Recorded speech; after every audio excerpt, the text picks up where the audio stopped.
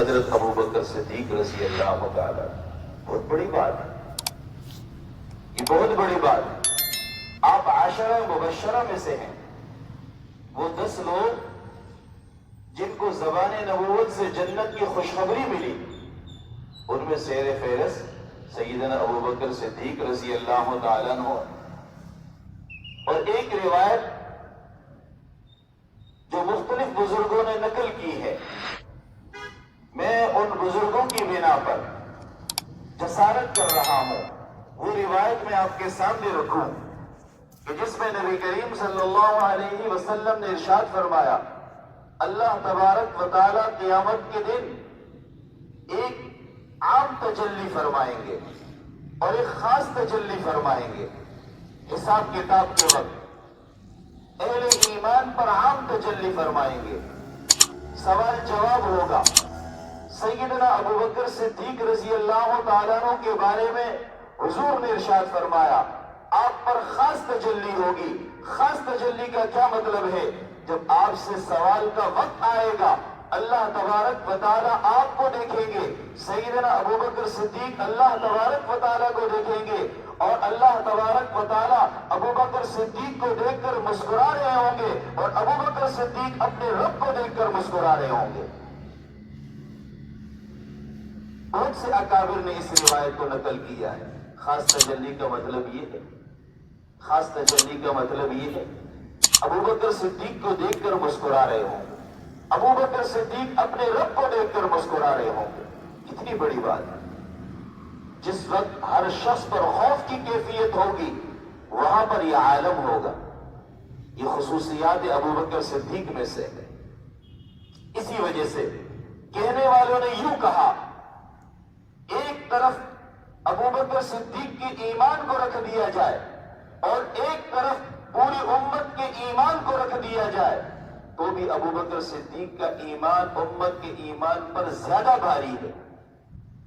جی بات، کہنے والوں نے یہاں تک کہا، ایک طرف حضرت ابو بکر صدیق کے ایمان کو رکھا جائے، ان کی استقامت، ایمان کی مضبوطی، اللہ پر بھروسہ، توکل کا یہ عالم تھا کہ ایک طرف آپ کا ایمان، ایک طرف پوری امت کا ایمان۔ حضرت ابو بکر صدیق کا ایمان امت کے ایمان سے زیادہ مضبوط اور زیادہ بھاری ہے،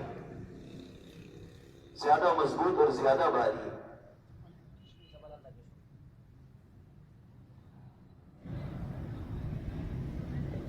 حضرت ابو ہریرہ رضی اللہ تعالیٰ عنہ فرماتے ہیں، نبی کریم صلی اللہ علیہ وسلم نے ارشاد فرمایا، جو شخص اللہ کے راستے میں جوڑے کو خرچ کرے، یعنی 2 چیزوں کو، جوڑے کا مطلب 2 چیزوں کو، جو شخص اللہ کے راستے میں 2 چیزوں کو خرچ کرے، حدیث میں زوجین کا لفظ ہے، بمانے جوڑا، 2 چیزوں کو خرچ کرے، قیامت کے دن جنت کے دروازوں میں سے ایک دروازے سے اس کو پکارا جائے گا جنت میں داخلے کے لیے۔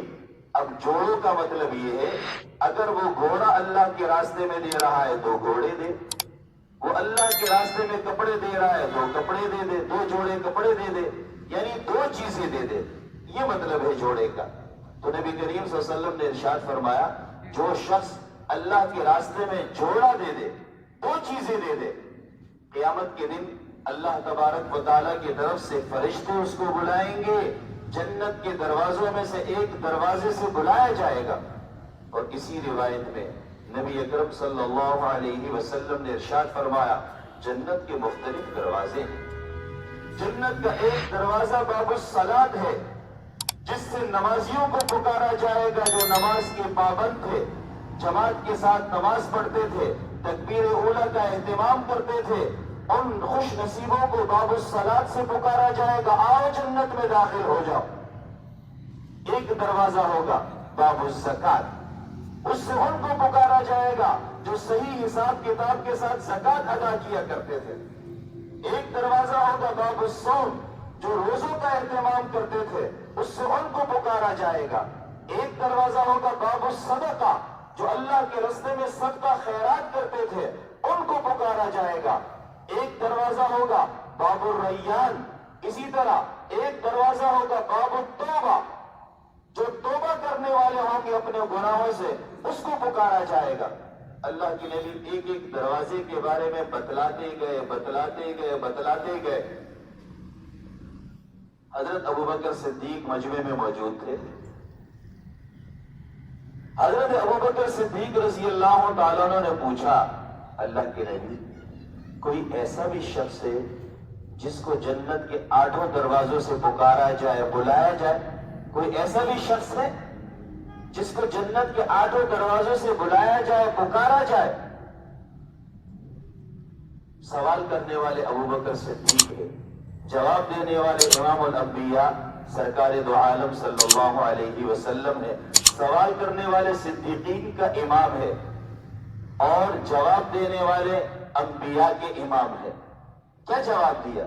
اللہ کے نبی نے فرمایا، میں اللہ کی ذات پر بھروسہ کرتا ہوں، امید کرتا ہوں جنت میں 8 دروازے سے جس کو بلایا جائے گا، امید کرتا ہوں ابوبکر صدیق ہوگا۔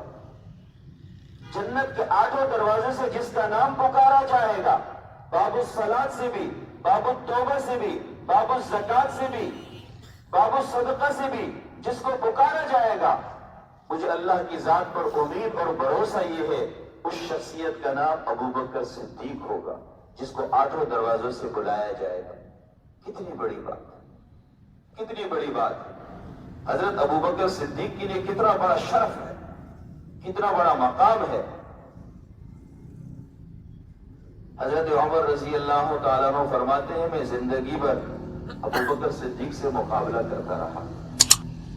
ہم تو ایک دوسرے سے مقابلہ کرتے مال میں آگے بڑھنے کا،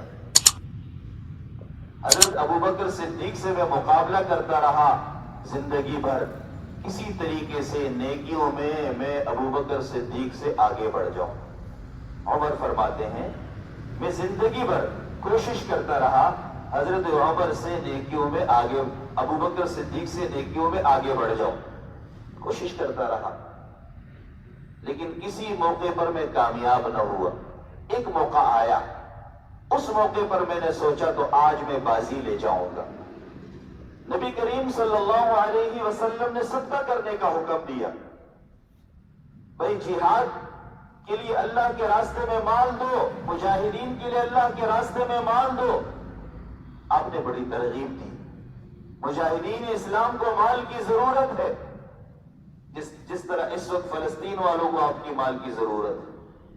حضور اکرم صلی اللہ علیہ وسلم نے ترغیب دی، اپنے صحابہ کو ابھارا مال خرچ کرنے پر۔ حضرت عمر رضی اللہ تعالیٰ عنہ فرماتے ہیں، آج تو بلے بلے ہو جائے گا، آج تو میں آگے بڑھ جاؤں گا، اچھا موقع ہے، آگے بڑھ جاؤں گا۔ صحابہ اپنے اپنے گھروں میں چلے گئے اور مال سمیٹ کر حضور کی دربار میں لا کر رکھنے کے لیے تیاری کر رہے ہیں۔ ہر ایک اپنی حیثیت کے مطابق مال لے کر آیا۔ حضرت عمر بڑے خوش کافی سارا مال لے کر آ گئے اور نبی کریم صلی اللہ علیہ وسلم کے جھولیوں میں ڈال دیا، سامنے رکھ دیا، اور دل میں کہا کہ اتنا مال تو ابوبکر صدیق نہیں لا سکیں گے جتنا میں لے کر آیا۔ بہرحال حضرت ابوبکر صدیق بھی آخر میں تشریف لائے، وہ بھی جتنا مال تھا وہ بھی لا کر رکھ دیا۔ اب حضور صحابہ کی تربیت فرما رہے، ان سے پوچھتے ہیں، موقع بہ موقع ان کی تربیت فرما رہے۔ اب حضور ترغیب کے لیے ایک ایک سے پوچھ رہے، تم کیا لائے ہو؟ میں یہ لے کر آیا۔ تم کیا لائے ہو؟ میں یہ لے کر آیا۔ تم کیا لائے ہو؟ میں یہ لے کر آیا۔ حضرت عمر رضی اللہ تعالیٰ عنہ کی باری آئی، وہ خوشی سے پھولے ہوئے تھے، اور حضرت عمر رضی اللہ تعالیٰ عنہ نے فرمایا، اللہ کے نبی گھر میں جو کچھ تھا اس سب کچھ کا آدھا لے کر آ گیا ہوں، سب کچھ کا آدھا لے کر آ گیا ہوں۔ آخر میں باری آئی ابوبکر صدیق کی۔ حضرت ابوبکر صدیق رضی اللہ تعالیٰ عنہ سے پوچھا، تم کیا لائے ہو؟ فرمایا، اللہ کے نبی گھر میں جو کچھ تھا وہ سب لے کر آیا ہوں۔ پوچھا، پیچھے کیا چھوڑا؟ فرمایا، اللہ اور اس کے رسول کا نام چھوڑ کر آیا ہوں۔ پیچھے کیا چھوڑا؟ اللہ اور اس کے رسول کا نام چھوڑ کر آیا ہوں۔ گھر میں کچھ بھی نہیں ہے، ایک سوئی بھی باقی نہیں رکھا، سب کچھ اللہ کے راستے میں نے قربان کر دیا۔ حضرت عمر فرماتے ہیں، میں نے اس جواب کو سننے کے بعد دل ہی دل میں کہا اے عمر تو کبھی بھی ابو بکر صدیق سے آگے نہیں بڑھ سکے گا، تو کبھی بھی ابو بکر صدیق سے آگے نہیں بڑھ سکے گا، دل ہی دل میں نے کہا۔ تو بہرحال مال کے خرچ کرنے میں بھی حضرت ابو بکر صدیق سب سے آگے تھے، اسی وجہ سے اللہ کے نبی نے فرمایا میں نے سب کے احسانات کا بدلہ دے دیا، ابو بکر صدیق کے مال کا بدلہ، اس کے احسان کا بدلہ میرا رب ہی عطا فرمائے گا۔ ویسے تو نہیں کہا، ابو بکر صدیق اپنے وقت کے بہت بڑے تاجر تھے، لیکن جب حضور سے جڑے سب کچھ اللہ کے نبی پر نچھاور کر دیا، جو کچھ تھا وہ سب کچھ لا کر رکھ دیا، سب کچھ نچھاور کر دیا۔ اور ایک موقع ایسا آیا ابو بکر صدیق کے پاس کچھ نہیں ہے، مال غنیمت میں سے آپ کے لیے وظیفہ مقرر کیا گیا کہ اتنا گوشت روز ان کے گھر میں دیا جائے، اس لیے کہ خلافت کا بوجھ آپ کے سر پر ہے، آپ کمانے کے اب آپ کے پاس وقت نہیں ہے، فرصت نہیں ہے، لہذا اتنا گوشت اور اتنا وظیفہ، اتنے کپڑے ان کو سالانہ دیا جائے۔ مقرر ہو گیا، بیت المال سے وظیفہ مقرر ہو گیا۔ ایک وقت ایسا بھی آ گیا، ایک وقت ایسا بھی آ گیا، ایک موقع پر حضرت عائشہ صدیقہ رضی اللہ تعالیٰ عنہ سوال کرنے والی ہیں اور جواب دینے والے نبی کریم صلی اللہ علیہ وسلم ہیں۔ ام المومنین اماں پوچھتی ہیں اللہ کے نبی میرے سرتاج یہ تو بتلائیے کہ دنیا میں کوئی ایسے بھی شخص ہے جس کی نیکیاں آسمان کے ستاروں سے بڑھ کر ہو؟ اپنے لحاظ سے سوال کرتی ہیں، اپنے سوچ کے مطابق، اپنے علم کے مطابق، اپنے فہم کے مطابق سوال پوچھ رہی ہے۔ نبی کریم صلی اللہ علیہ وسلم نے فوراً جواب دیا، فرمایا کیوں نہیں، عمر کو دیکھ لو، اس کی نیکیاں آسمان کے ستاروں سے بڑھ کر ہے۔ وہ عظیم انسان جس طرح آسمان کے ستاروں کو گننا ممکن نہیں ہے، بے حساب آسمان کے ستارے ہیں، اسی طرح عمر کی نیکیاں بھی بے حساب ہے جس کو شمار کرنا ممکن نہیں ہے۔ اب سوال کرنے کے بعد حضرت عائشہ پریشان ہو گئی، یہ مقام عمر کا ہے، دل ہی دل میں سوچنے لگی میرے ابا کا کیا بنے گا، عمر کا تو یہ مقام ہے۔ خاموش ہو گئے، کچھ دیر کے لیے خاموش ہو گئے، ظاہری طور پر کچھ پریشان سی بھی ہو گئی۔ میاں بیوی کے مزاج کو، بیوی شوہر کے مزاج کو اچھی طرح سمجھتی، بشرطے کہ آپس میں محبت تو ہو۔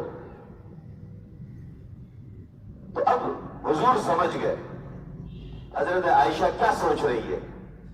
فوراً حضور نے پوچھا عائشہ کیا سوچ رہی ہو، اپنے ابا کے بارے میں سوچ رہی؟ فرمایا جی میں اپنے ابا کے بارے میں سوچ رہی۔ فرمایا ابو بکر صدیق کا کیا کہنا، ابو بکر صدیق کی وہ 2 رات کی نیکیاں یا 1 رات کی نیکی جو حضور کے ساتھ آپ سفر کر رہے تھے، مدینہ منورہ کی طرف ہجرت کر رہے تھے، وہ غار کی 1 یا 2 رات کی جو نیکیاں ہیں یہ عمر فاروق کی زندگی بھر کی نیکیوں پر بھاری ہے۔ ابو بکر صدیق تو عظیم انسان ہے جس کی 2 رات کی نیکیاں عمر فاروق کی زندگی کی ساری نیکیوں پر بھاری ہے۔ پریشان ہونے کی کیا ضرورت ہے، ہر ایک کا اپنا اپنا مقام ہے، الگ الگ حیثیتیں ہیں، الگ الگ حیثیتیں ہیں، ایسے تو یہ مقام نہیں ملا۔ حضرت ابو بکر صدیق غار میں آپ کے ساتھ ہیں، اسی وجہ سے قرآن کریم نے فرمایا اذ ہما فی الغار، جس وقت وہ دونوں غار میں تھے، اذ یقول لصاحبہ، وہ اپنے دوست سے کہہ رہا تھا لا تحزن، غم کی بات نہیں، ان اللہ معنا، اللہ کی مدد ہمارے ساتھ ہے۔ یہ کب کی بات ہے؟ جب مکہ والے آپ کو تلاش کرتے کرتے غار کے منہ میں پہنچ گئے اور غار کے اندر سے ان کے پیر دکھائی دے رہے تھے، ابو بکر صدیق پریشان ہیں، اب تو ہم ہتھے چڑھ جائیں گے، ان کے گرفتار ہو جائیں گے۔ اس موقع پر حضور علیہ الصلوۃ والسلام نے ابو بکر صدیق سے فرمایا اذ یقول لصاحبہ، جو الفاظ حضور نے ابو بکر صدیق سے فرمایا اللہ نے قرآنی آیات بنا کر اتار دیا۔ فرمایا اذ یقول لصاحبہ، جب ایک دوست کی بات نہیں، اگرچہ وہ سرے تک پہنچ گئے، لا تحزن، غم کرنے کی بات نہیں، خوف کی بات نہیں، پریشانی کی بات نہیں، ان اللہ معنا، اللہ کی مدد ہمارے ساتھ ہے، کوئی پریشان ہونے کی ضرورت نہیں۔ اس نیکی کی طرف حضور اشارہ فرما رہے ہیں، اس نیکی کی تھوڑی سی تشریح اور بھی کر دوں۔ ابوبکر صدیق غار میں گئے، غار کی حالت ٹھیک نہیں ہے، اس میں مختلف سوراخ ہے، حشرات الارض ہے، سانپ ہے، بچھو ہے، بہت کچھ ہے۔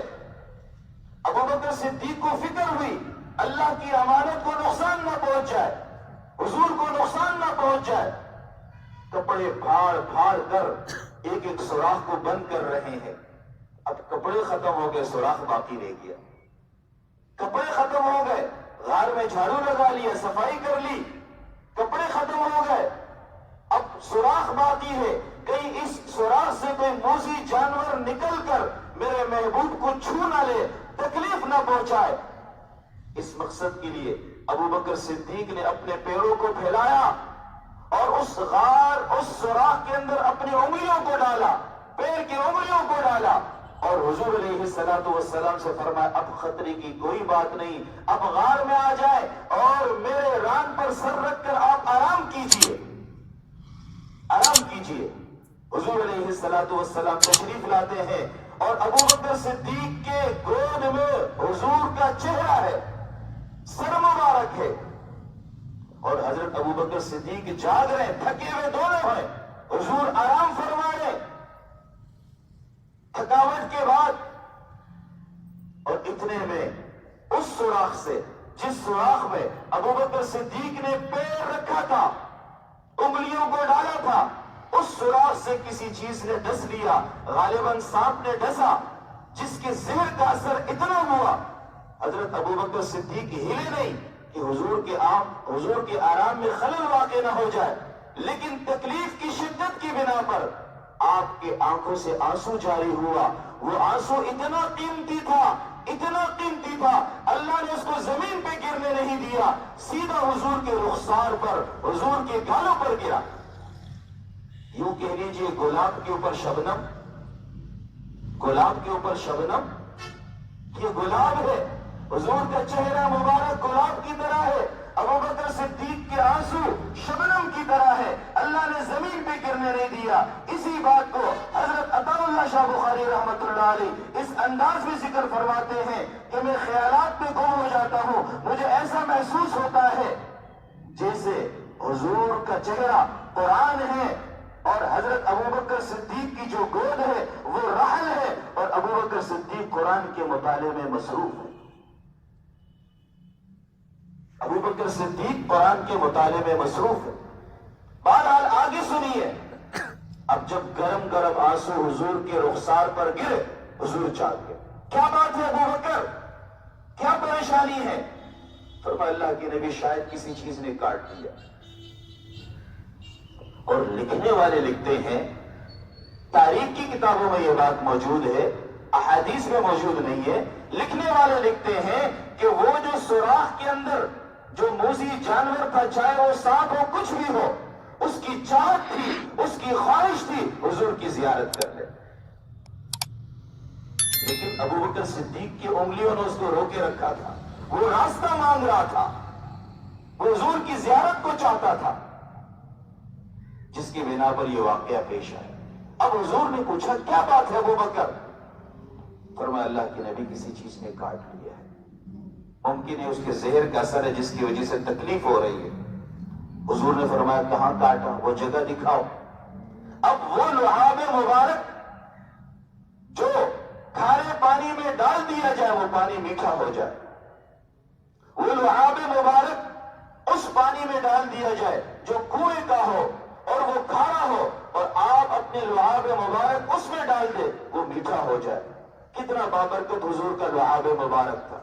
وہ ابو سفیان کی آنکھیں جنگ کے موقع پر باہر آ گئی تھی، حضور نے اپنے لعاب مبارک ابو سفیان کی آنکھوں پہ لگا دی، اس کی آنکھیں بالکل ٹھیک ہو گئی۔ حضرت علی پریشان ہے، کیا مسئلہ ہے؟ اللہ کے نبی آنکھیں دکھ رہی ہے، آنکھوں میں بڑی تکلیف ہے، حضور لعاب لگاتے ہیں، حضرت علی کی آنکھیں ٹھیک ہو جاتی ہے۔ اور وہ لعاب مبارک نبی کریم صلی اللہ علیہ وسلم ایک جنگ کے موقع پر ہے، صحابہ کرام کے لیے پانی کم ہے، حضور اپنی لعاب مبارک پانی میں ڈالتے ہیں، 14 لوگوں کا پانی 1400 لوگ پیتے ہیں، وہ لعاب مبارک۔ اسی لعاب مبارک کو جب ابوبکر صدیق کے اس ڈسنے والی جگہ پر لگاتے ہیں، زور کا اثر بھی ختم، وہ پیر بھی ٹھیک ہو جاتا ہے، بالکل گویا کہ کسی چیز نے کاٹا ہی نہیں۔ اسی وجہ سے تو اللہ کے نبی نے فرمایا ابوبکر صدیق کی ایک رات کی نیکی، ابوبکر صدیق کی ایک رات کی نیکی عمر فاروق کی زندگی بھر کی نیکیوں پر بھاری ہے۔ وہ اسی رات کی نیکی تھی، وہ اسی رات کی نیکی تھی۔ ایسے تو نہیں فرمایا، ویسے تو نہیں فرمایا، آخر پیچھے قربانیاں ہیں، آخر پیچھے قربانیاں ہیں۔ حضرت ابوبکر صدیق کا ایمان اور استقامت کا اندازہ لگا لیجئے۔ حضور علیہ الصلوۃ والسلام کے دنیا سے پردہ فرمانے کے بعد ہر طرف سے فتنوں نے سر اٹھایا۔ ایک طرف رومیوں کا لشکر کہنے لگے حضور دنیا سے چلے گئے، اب حضور کی جانے کے بعد مسلمانوں پر اللہ کی مدد ختم ہو گئی، ان پر حملہ کر دو، ان کو ختم کر دو۔ رومیوں نے سر اٹھا لیا، ایک طرف رومیوں کا فتنہ، رومی سلطنت، دوسری طرف منکرین زکات کا فتنہ، ہم زکات نہیں دیں گے، زکات کا تعلق حضور کی زندگی کے ساتھ تھا، اب حضور دنیا سے رخصت فرما گئے، اب ہم زکات نہیں دیں گے۔ اور ایک طرف ایک اور فتنہ، ختم نبوت کے منکرین کا فتنہ، مسیلمہ کذاب نے سر اٹھایا، نبوت کا دعویٰ کیا۔ ایسا موقع ہے اور مدینہ منورہ کے اندر بھی مسلمان کمزور ہے، اب کیا کیا جائے؟ حضرت ابوبکر صدیق اس موقع پر فرمانے لگے ہم حضور کے منشے سے 1 انچ بھی پیچھے نہیں ہٹیں گے۔ اسامہ بن زید کے لشکر کو آپ نے روانہ کیا تھا، میں سب سے پہلے اسامہ بن زید کے لشکر کو روانہ کروں گا، اور روانہ کر دیا۔ اسامہ بن زید چھوٹے صحابی ہے، اسی لشکر میں حضرت عمر آپ کی قیادت پہ لڑنے کے لیے جا رہے ہیں، اور حضرت ابوبکر صدیق اسامہ بن زید کے پاس جا کر کہتے ہیں یہ عمر بھی آپ کی سپاہیوں میں سے ایک سپاہی ہے، لیکن مدینہ منورہ میں عمر کی بڑی ضرورت ہے، اگر آپ اجازت دے دیں تو میں عمر کو روک لوں۔ حضرت اسامہ نے فرمایا آپ امیر المؤمنین، آپ روک سکتے؟ فرمایا نہیں، اس وقت لشکر کے امیر آپ ہیں، آپ اجازت دیں گے تو میں روکوں گا۔ ان کو روک لیا۔ اس سے پہلے حضرت عمر کا اور حضرت ابوبکر صدیق کا اس بات پر تکرار بھی ہوا کہ اس وقت مسلمان کمزور ہے، ہر طرف سے فتنوں نے سر اٹھا لیا، مدینہ منورہ پر حملہ ہو سکتا ہے، لہذا آپ بار لشکر نہ بھیجے۔ ایک یہ بات، ایک اگلی بات یہ ہے آپ منکرین زکات کے خلاف کیسے جہاد کریں گے؟ حالانکہ وہ تو کلمہ پڑھتے ہیں، حالانکہ وہ نماز پڑھتے ہیں۔ تو اس پر حضرت ابوبکر صدیق نے فرمایا حضور کے زمانے میں اگر یہ جانور کی رسی بطور زکات کے دیتے تھے، اگر اس کا بھی انہوں نے انکار کیا میں ان کے ساتھ لڑوں گا، سختی دکھائی۔ حضرت عمر فرماتے ہیں حضرت ابوبکر کی سختی کی بنا پر میرے شرح صدر ہو گیا کہ حضرت ابوبکر ٹھیک کہہ رہے ہیں، اگر اس موقع پر حضرت ابوبکر صدیق یہ اقدام نہ کرتے تو شاید مسلمانوں کو وہ نقصان ہوتا جس کا کبھی ازالہ وہ نہ کر سکتے تھے، کبھی ازالہ بھی نہیں کر سکتے تھے۔ ہر طرف سے فتنوں نے سر اٹھایا، ابوبکر کی استقامت کی بنا پر وہ سارے فتنے دب گئے اور مٹ گئے۔ آج بھی ہر طرف فتنے ہی فتنے ہیں، کہیں قادیانیت کا فتنہ ہے، کہیں ارتداد کا فتنہ ہے، کہیں مغربیت کا فتنہ ہے، کہیں لوگوں کو عقلی طور پر اسلام سے دور کرنے کی کوشش کی جا رہی ہے، ان کے دل و دماغ میں شکوک و شبہات ڈالنے کی کوشش کی جا رہی ہے۔ لازمی نہیں ہے ہر داڑھی والا، ہر شلوار قمیص پہننے والا مولوی ہو، صحیح بات کرنے والا ہو۔ بہت سے لوگ شکل و صورت علماء کے اپناتے ہیں لیکن بہت بڑے شیطان ہوتے ہیں، وہ لوگ ان کے بہکاوے میں آ جاتے ہیں۔ ہمارے اکابر علماء تو فرماتے ہیں کتاب اس وقت تک نہ پڑھو جب تک تمہیں مصنف کے بارے میں آگاہی نہ ہو. مصنف کے بارے میں آگاہی نہ ہو, لکھنے والا کون ہے. ممکن ہے اس کتاب کے اندر زہر ہو, اس زہر کا تریاق تمہارے پاس نہ ہو, اس زہر کا اثر تم پر ہو جائے. اسی طرح یہ فتنے کا دور ہے. یہ یوٹیوب بھی ایک بہت بڑا فتنہ ہے, فیس بک بھی بہت بڑا فتنہ ہے. ہر اچھا بولنے والا تو مولوی نہیں ہے, ہر اچھا بولنے والا اہل حق نہیں ہے. اہل حق کی شکل میں بہت سارے شیطان بھی بول رہے ہیں. لوگ ہر ایک کو سنتے ہیں, لہذا اس کے نتیجے میں گمراہیت زیادہ پھیل رہی ہے حق کے بجائے. لہذا کسی کو سننے سے پہلے سوچ لیا جائے یہ ہے کون, اس کا شجرہ نسب کیا ہے, اس نے پڑھا کس سے ہے, کون سے مدرسے سے یہ فاضل اور فارغ ہے. ان چیزوں کو ہم نہیں سوچتے. اچھا بولنے والا ہے, شیطان سے اچھا بولنے والا کوئی ہے؟ بہت سارے شیاطین کے یہاں کیونکہ کیلی جیون کے مریدین ہیں بولنے والے. اللہ تبارک و تعالی ان فتنوں سے ہم سب کی حفاظت فرمائے. بقیہ باتیں آئندہ جمعے. وآخر دعوانا ان الحمد للہ رب العالمین.